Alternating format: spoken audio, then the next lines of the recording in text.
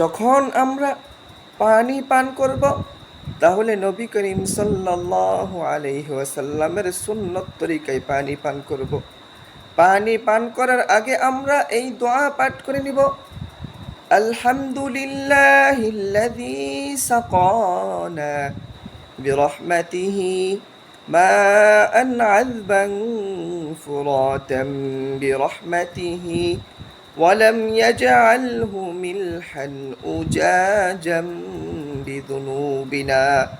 এই দোয়া পাঠ করার পর ডান হাত দ্বারা আমরা পানি পান করব এবং 3 শ্বাসে আমরা পানি পান করব। নবী করিম সাল্লাল্লাহু আলাইহি ওয়াসাল্লাম এইভাবে দোয়া পড়ে ডান হাত দ্বারা 3 শ্বাসে পানি পান করতেন।